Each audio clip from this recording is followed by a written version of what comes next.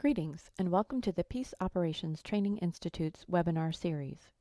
We are committed to bringing essential, practical knowledge to military personnel, police, and civilians working toward peace worldwide.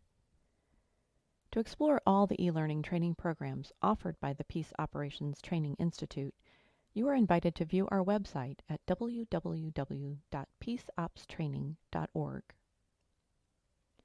The Peace Operations Training Institute would like to thank the nations and the ministries of foreign affairs that provide the support so essential for the success of our webinars and all the programs we offer. These are Australia, Canada, the Netherlands, Norway, Sweden, and the United Kingdom.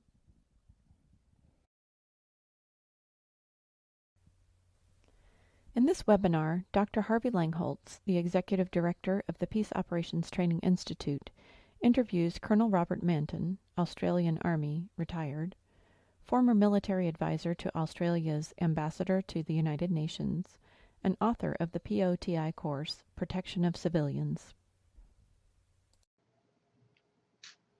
Greetings. I'm Harvey Langholtz, coming to you today from POTI headquarters in Williamsburg, Virginia.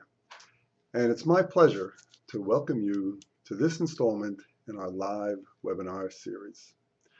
Here at POTI, we always strive to bring our students the latest, most up-to-date, and current information on peacekeeping, conflict resolution, and related topics. And to that end, we are pleased to host this webinar. Several times each year, we will present to you one of our course authors or key actors in the peacekeeping field. They will discuss a specific topic related to peacekeeping, and they will answer any questions you may have about the topic. If you would like to submit your question during this live webinar, please log on to your Ustream account and use the chat option on the Peace Operations Training Institute webinar page, or send an email to webinars, W-E-B-I-N-A-R-S, webinars at peaceopstraining.org. Today, we are pleased to have as our webinar guest, Colonel Rob Manton, author of our course, Protection of Civilians. Colonel Manton retired from the Australian Army with over 30 years of service. He graduated from Australia's Officer Cadet School in 1981.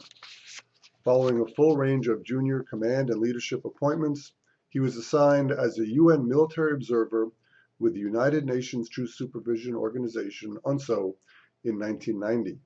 In this appointment, Colonel Manton served as an observer and team leader in Observer Group Lebanon and as an observer in the Sinai with Observer Group Egypt. In 2006, he served as the Assistant Chief of Staff of the multinational force in Iraq.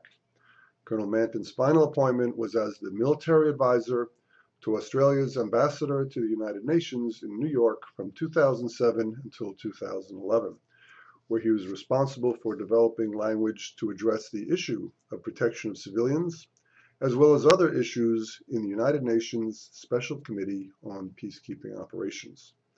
Colonel Manton retired from the Australian Defence Force in April 2011 and is now director at Rob Manton Consultants Limited. So Rob, welcome. It's good to see you, and I look forward to our discussion during this webinar. Thank you, Harvey, and good evening, everyone. I say evening because I'm in Australia, so I'm sure it's a lot of different times around the world where you're watching. And Harvey, thank you very much for your kind introduction. Protection of civilians is a challenging and difficult issue. Now, that's easy to say, but we need to look at why that is the case. Well, first of all, until very recently, there's been no clear guidance or doctrine to address the task of protecting civilians as a specific task for peacekeeping missions. Doctrine and guidance that has been developed in recent times has not really been tested or measured. So it's an area that is open to opportunity and challenge. Secondly, there is no clear definition of what success looks like. It remains unclear exactly what the Security Council expectations are, and that, for any peacekeeping mission, is another challenge that offers opportunity and challenge. When missions are mandated to protect civilians, expectations internationally and amongst affected civilians rise. It's only natural. The United Nations is coming. We are going to be protected. Managing those expectations in a resource-constrained environment is very difficult. And this is another reason why this issue is so challenging. Fifthly, there is no one-size-fits-all solution. Every situation into which a peacekeeping mission deploys is unique and offers similarly unique challenges, whether they be cultural, social, or environmental. And finally, for the military, protection of civilians has always been a subordinate, implied task, but not the main effort. Since 1999, the Security Council has directed peacekeeping missions as a specific main effort task to protect civilians, and that is challenging. But while protection of civilians is challenging and difficult, it is not impossible. It is clear that peacekeeping missions cannot protect everyone, everywhere, all the time. But a well-constructed strategy emphasising whole-of-mission engagement with local ownership, and that's very important, clearly identified objectives and lines of responsibility is a good first step. This course makes no attempt to offer a solution that can be packaged for every situation. As I said, every situation is unique. Rather, it seeks to provide focus areas and factors for consideration for those tasked to plan and execute a protection of civilians mission. Let me stress that any effort to protect civilians demands a whole-of-mission engagement. It is not good enough to simply offer physical protection. Protection of civilians is more than that. It involves improving affected populations' conditions, way of life, access to basic needs like food, water, and shelter. Missions tasked to protect civilians have a real opportunity to make a difference to the lives of people facing very different and unique circumstances. This course seeks to provide options for consideration to address these very complex issues. I look forward to answering your questions as we go through this webinar today. Harvey. Well, thanks, Rob. I appreciate that excellent introduction, background on the topic. Yes, it is a difficult topic, difficult to define, something that's being worked on, and yet we all recognize something that's very important. And I should point out, thank you, you've done an excellent job in writing this course. Here it is. I was pleased to read it myself, and I certainly commend it to all our students. We've had many enrollments already.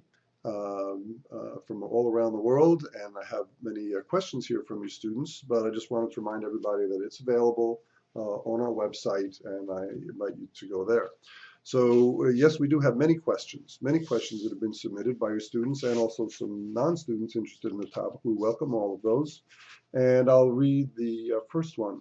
The first one is from Robert Nyeko. He's a student of ours in Sudan, and actually he's enrolled in, I see he's enrolled in 4 courses. And he asks, why is it taking long for the UN to intervene in some problems in this world that you can see and that need the UN to come in before many people lose their lives? So that's his question, Rob. Robert, thank you for the question.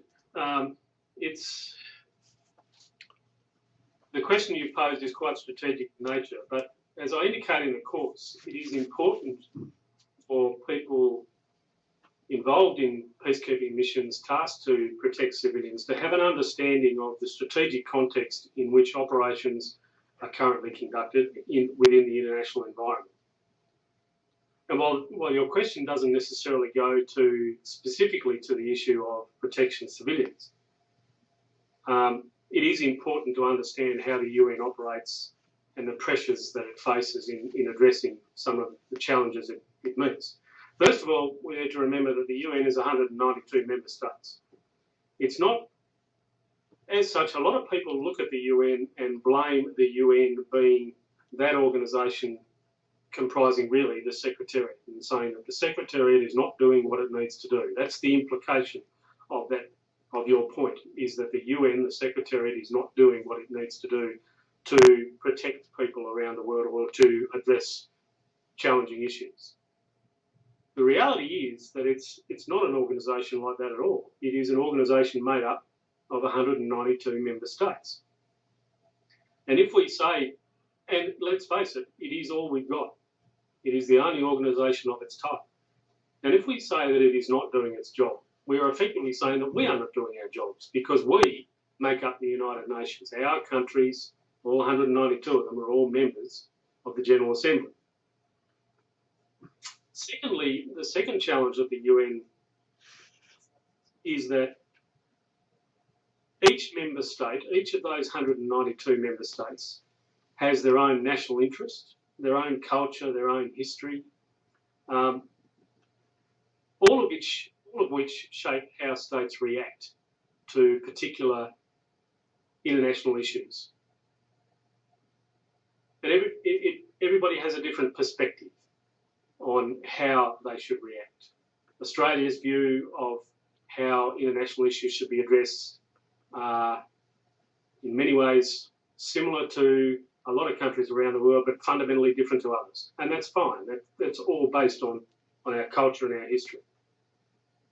So in order to get anywhere to address some of these issues, a lot of negotiation is needed to address all of the various state issues, interests.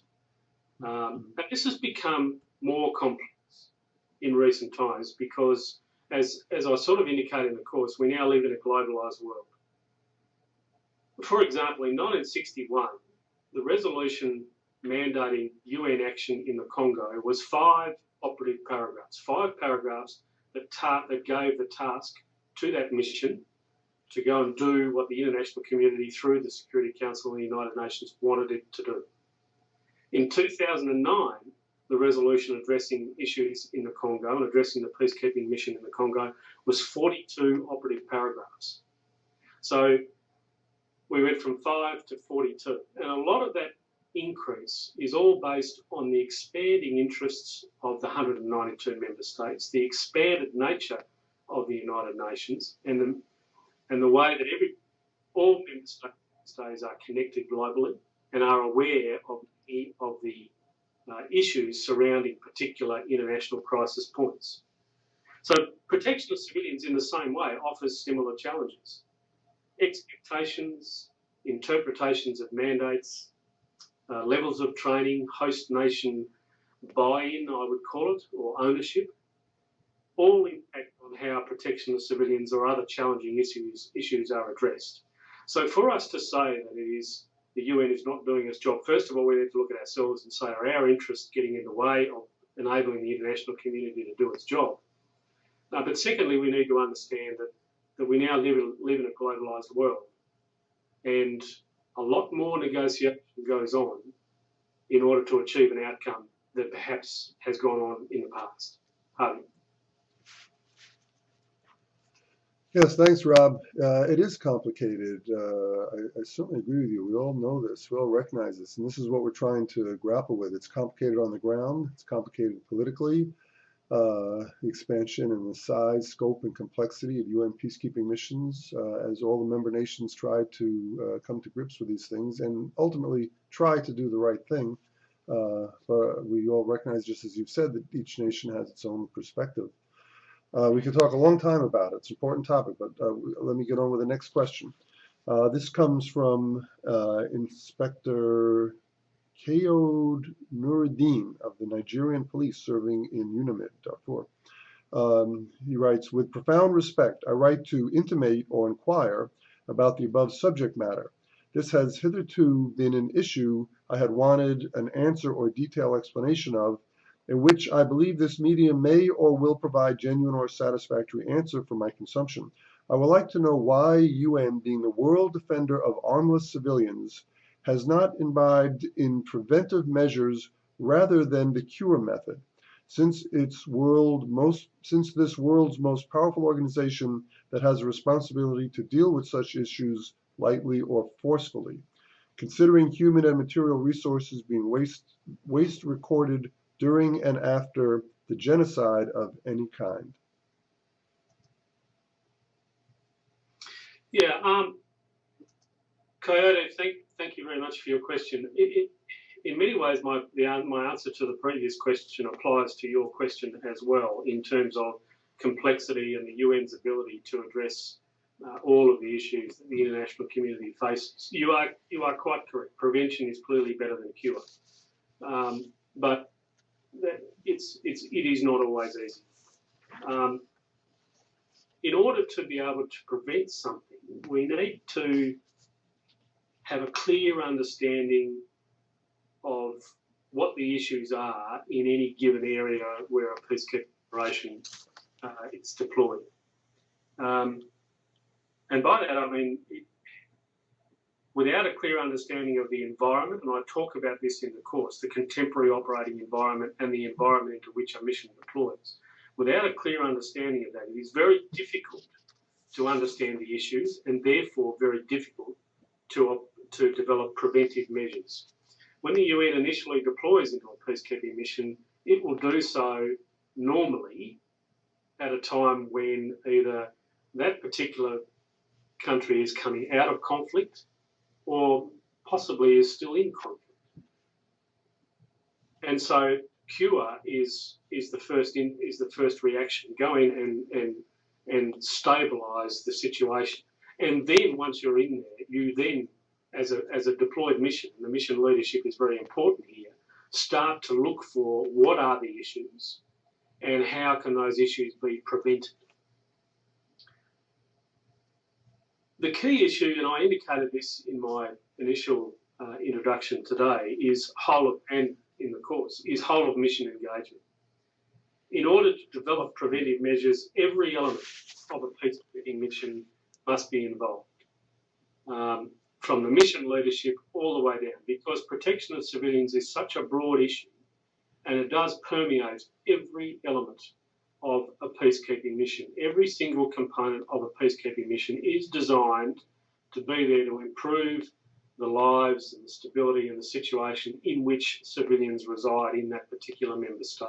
So every part of that mission has a responsibility to be engaged in developing a solution and developing preventive measures. Of equal importance, in fact, you could argue even more importance, is host nation ownership of any outcome that is developed. And it is no good for a UN mission to develop a protection of civilian strategy in isolation and not have that strategy understood, agreed to, and adopted by the host nation, because ultimately it needs to be driven from within. You cannot impose things on a member state, remembering that a peacekeeping mission deploys to a member state with host nation consent. And so it is imperative that the mission and the host nation work from the same sheet of music, work towards the same set of goals. So whilst it is challenging to try and prevent things, any prevention that can prevent a peacekeeping mission from having to deploy in the first place is good, but that sort of thing tends to happen at the negotiating table in the General Assembly or in the UN Security Council. Where a peacekeeping mission is deployed, the first option is to fix the problems, stabilise the issue, and then seek to find what the issues are and develop methods and means to ensure that these issues don't arise again. Harvey. Yeah, thanks, Rob. Yes, we all know that the importance of consent, especially in Chapter 6.5 missions, but consent and the outside world cannot just impose solutions These solutions have to be internal as well. Next question comes from India, Mangalore, India.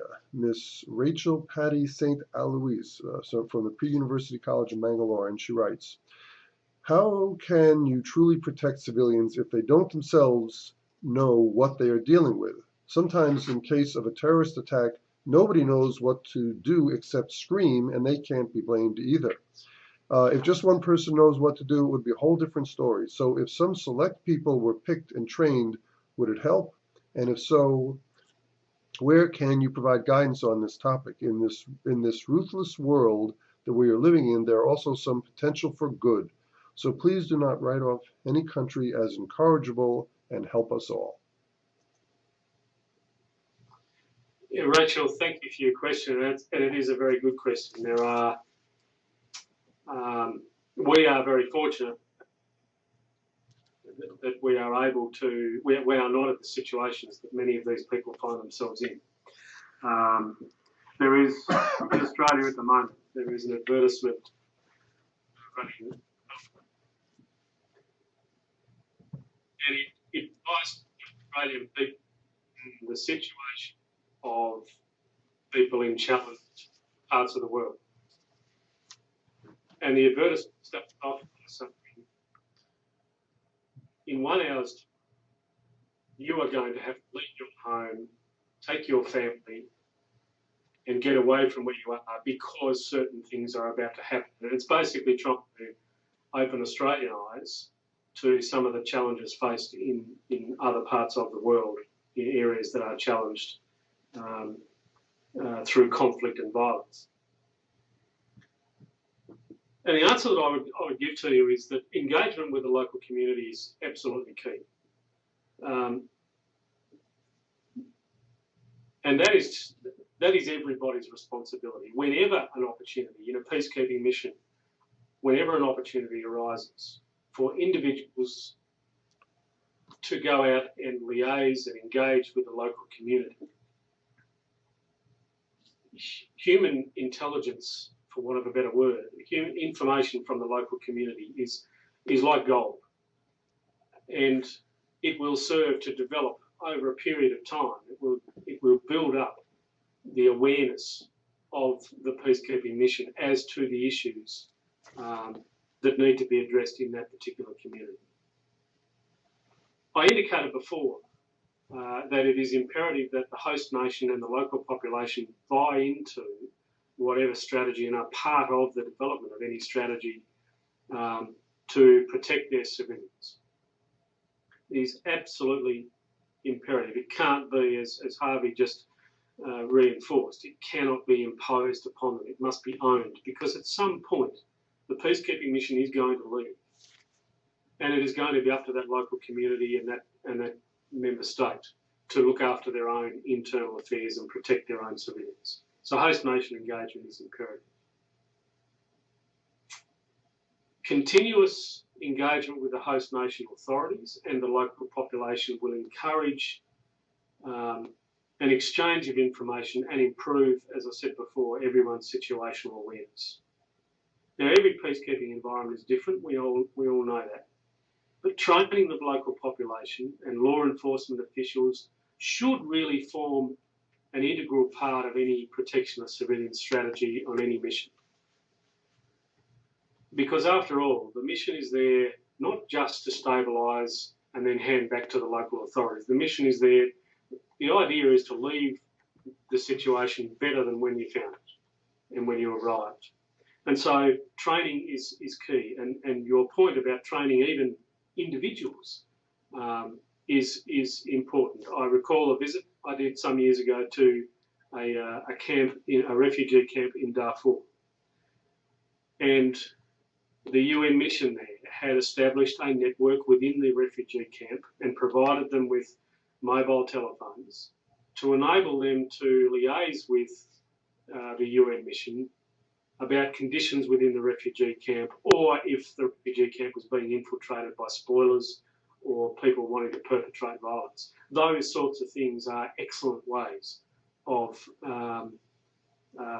improving everybody's awareness and training the locals. And the locals had a mobile phone, and they knew that if they rang on that mobile phone, there would be someone at the other end who could react to their requirement or their request. You asked about, is there any doctrine or guidance? No, there isn't. It's, as I said before, this is almost uncharted territory. Yes, the UN has been tasking, the Security Council has been tasking missions to protect civilians since 1999. But a lot of the work that has been done until very recent times has been purely academic. And I think I mentioned this in the course, acknowledging that this is a problem without actually posing any solutions, delving right into the problem and saying this is a problem that the international community needs to address without actually addressing the issue. And that is part of the purpose of this course. There is some guidance being distributed by the UN Secretariat, in ITS, the training organisation within the Secretariat. That is very much, though, in its infancy as well. And as I said in my introduction, none of this has really been tested or measured at this point. It is almost, the doctrine that is out there at the moment is almost on trial. So it really, it offers a challenge, but I'd rather think of it as an opportunity. And it does offer an opportunity for us to make a difference. Harvey. Well, thanks, Rob. Yes, I agree with you. It is a challenge. And I'm also glad you mentioned doctrine, what doctrine there is, and as it comes out, provided by DPKO, and Department of Peacekeeping Operations and the Integrated Training Service. And I encourage everybody to monitor that site, website of Integrated Training Service, and also best practices. If you're not familiar with it, you can go online to the UN website and see it. And of course, we here at POTI, we're not part of the United Nations, but we do our best to monitor doctrine and policy as it's released and to have our training reflect that. But the primary source, as you point out, is within the Department of Peacekeeping Operations itself. We have had additional questions submitted. Let me read this one. I'm not clear on the name. I think it's Eforsis, and writes, as a new institution in Cameroon, what are the required conditions to become a POTI training partner, or partner with POTI? So let me answer this one, Rob. It's not really specific to your course. It's more general. And I see now this is an institution from Cameroon.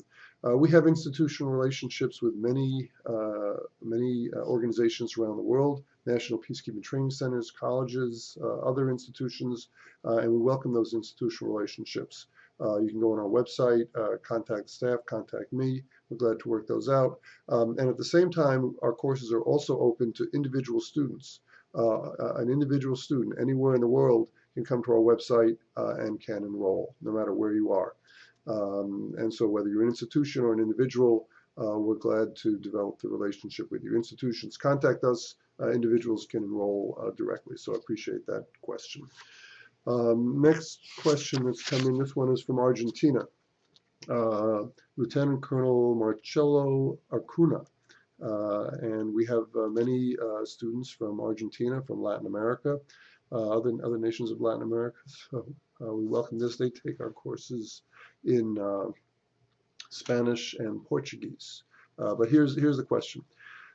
Dear Sir, related to the protection of civilians, I'd like to know how peacekeeping missions exploit the environment using information operations, especially taking into account that sometimes the media are against the mission and the local population have been promised by the host government that the UN will finish the mission in a short time. So what are your thoughts, Rob? Yeah, it's information operations is an area, it's what I would term a growth industry. We are still learning how to use information operations to do exactly what Lieutenant Colonel Acuna said, to manage people's expectations. And thank you very much for the question. And I think that's the key component, is this management of expectations. As I said in my introduction, when peacekeeping missions are deployed with a specifically mandated task to protect civilians, international expectations arise, as do the host nation expectations, both particularly at the local level. And it is very important to manage those expectations. Oftentimes, as you quite rightly say, the media, I'm not convinced that the media is not on side or against the mission, but not necessarily particularly supportive. It can be quite sceptical, particularly in the initial stages. So it is very important as part of the strategy that the mission develops to have as a component of the strategy some sort of an information operations plan. How am I going to manage expectations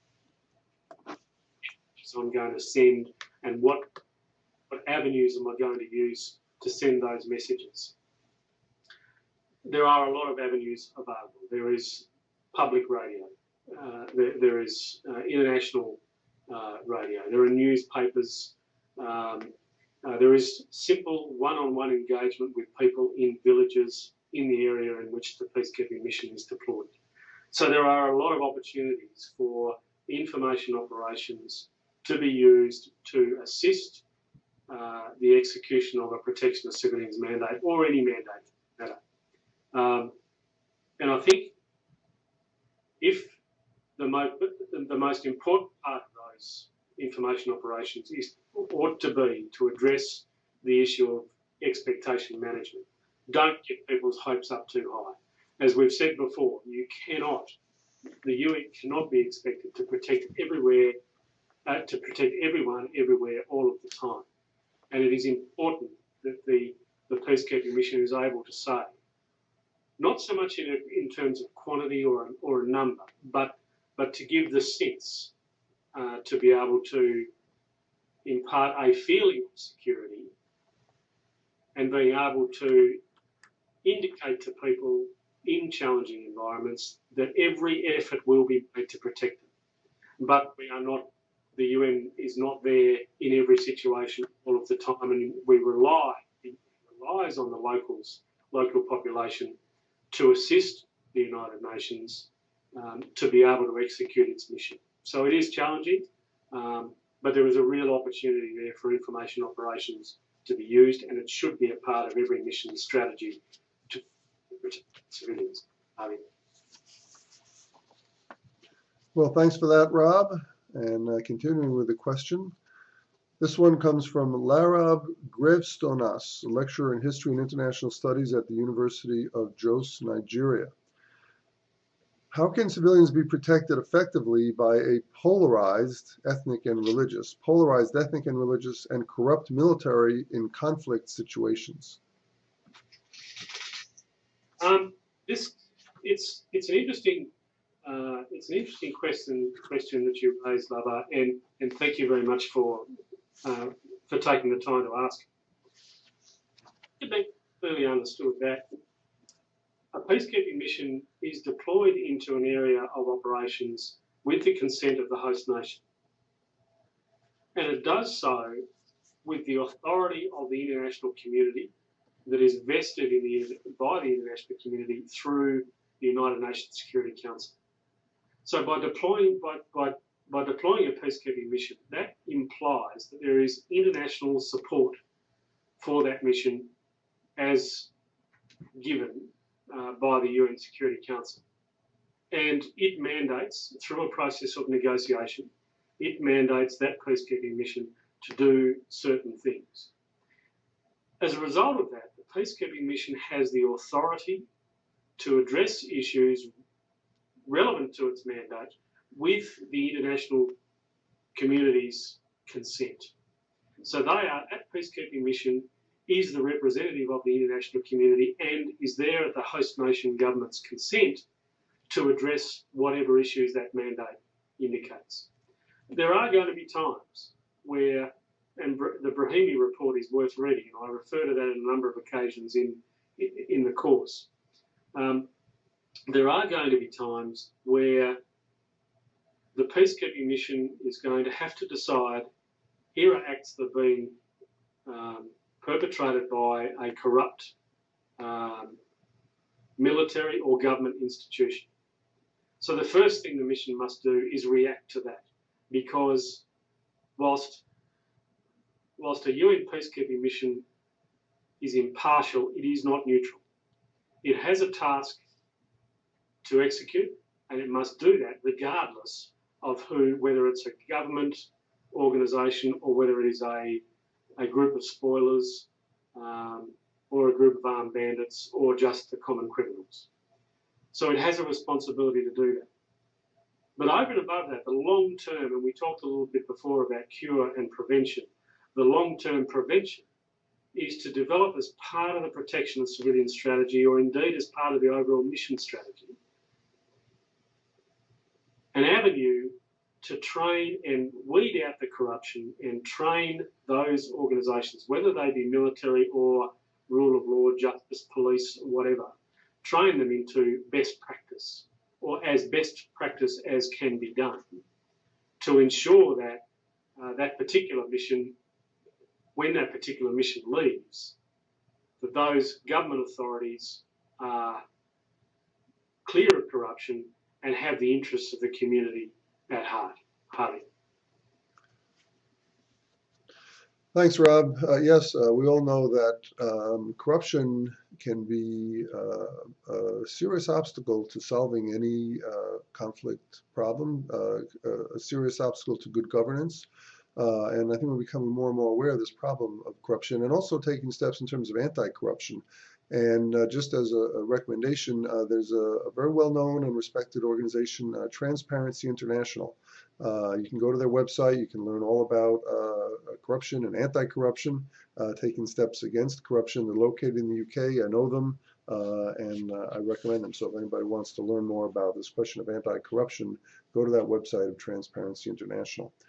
The next question was actually submitted in French. We do have many Francophone students. 19 of our courses are available in French, and we're working on more translations, in fact, in cooperation with the OIF, French, a Francophone organization.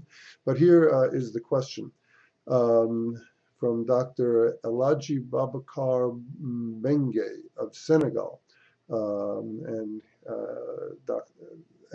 with two questions. First, what roles indigenous civilians could play in the UN mission of protecting?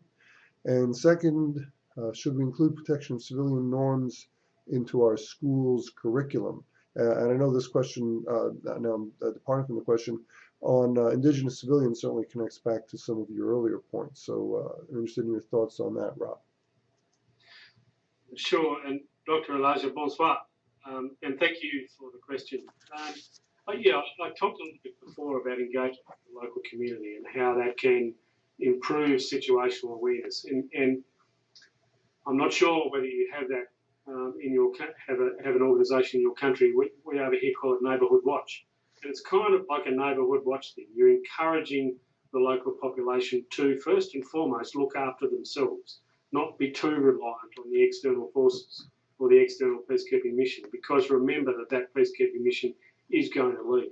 So the individual indigenous, as you call them, civilians, have a vital role to play, both in terms of looking after their own smaller part of the community, but also in terms of information exchange, keeping local authorities and the UN peacekeeping mission aware of activity that may not necessarily be good for that particular local community. As far as including issues such as protection of civilians in schools' curriculum, I think I would prefer to see it. I'm not convinced it has a place in school curriculum. I think what has a place in school curriculum, though, is telling people, reinforcing with people that everybody has an equal right to live and live safely wherever they are. And it's this respect for human life that is important. And if we can inculcate that into all of schools, then I think the world will be a lot better place. Yes, thanks, Rob. Certainly, respect for human life, absolutely. I have many, many questions in front of me. I'm afraid the next question is going to have to be the last question. We're going to just run out of time. But as I look at these questions, they are from South Africa, they're from Uganda, they're from India, Rwanda, the Philippines, Yemen, all over the world. And I apologize that we're not going to be able to get to all of these. but it's certainly gratifying to see so many questions from so many places around the world. So this will have to be the last question from Abraham Call, who is a language assistant currently serving in the UN mission in South Sudan. And the question is, how do we protect the civilian as UN staff members? Because sometimes when civilians are in dire need of help, especially when there is fighting among the civilians themselves, and the UN cannot interfere when there is fighting going on, particularly in the Lake states. Rob. Yeah, it's a challenging issue, and it really goes back to whole of mission engagement in a strategy to protect civilians, and I can't stress it enough that every element and every component of the mission has a responsibility to address the issue of protecting civilians. Individual staff members obviously would find it challenging. And it's not an individual staff member's responsibility to go out and protect individual or become engaged in individual instances. What can happen, though, is that those reporting mechanisms are developed to enable the UN peacekeeping mission, to enable that mission to be able to react to whatever circumstances are occurring. And that is all about this exchange of information that we were talking about. Harvey.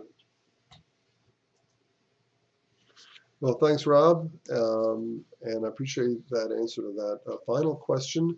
And before we close, I invite you, if you have any final thoughts or comments yourself, Rob. Certainly. Look, thank you very much to everybody for those questions. They're all very valid and good questions, and I'm encouraged that there are so many people who are interested in this issue, because it is an issue that does need to be addressed. It is complex. But in its complexity, it offers opportunities. And anyone who is engaged in a peacekeeping mission currently, mandated to protect civilians, has a real opportunity to do some groundbreaking work, to develop the doctrine and the guidance that doesn't yet exist, to share their experiences with others, so that we get better. And that is what it's all about. This is not just the UN Secretariat's problem. This is everybody's problem, and it needs to be addressed. But the focus must be those vulnerable populations. The focus is not about succeeding as a UN mission. It is about protecting civilians in compromised circumstances. Once again, I hope those of you who undertake the course enjoy it. They find it challenging. I encourage all of you who do take the course to have a look at the references that are included as part of the course, and to hunt them down, have a read of some of them. A lot of them are available on the web, and they will just expand your knowledge and understanding of what is a challenging issue. Harvey. Well, thanks, Rob. Thanks for those closing thoughts, and I completely agree with you. The focus has to be on those vulnerable populations, absolutely. And thank you for referring to the course. I'll hold it up one more time.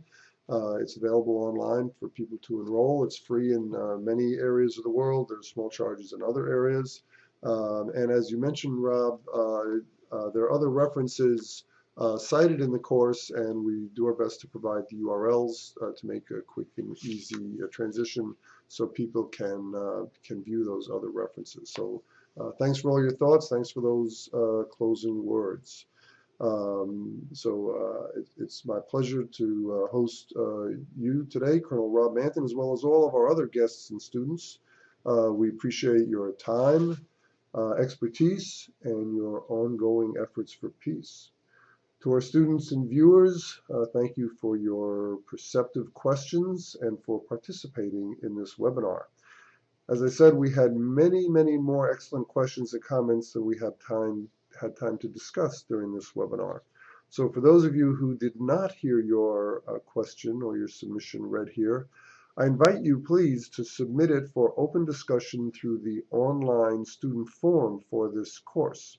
And you will find this in your student classroom within the POTI website.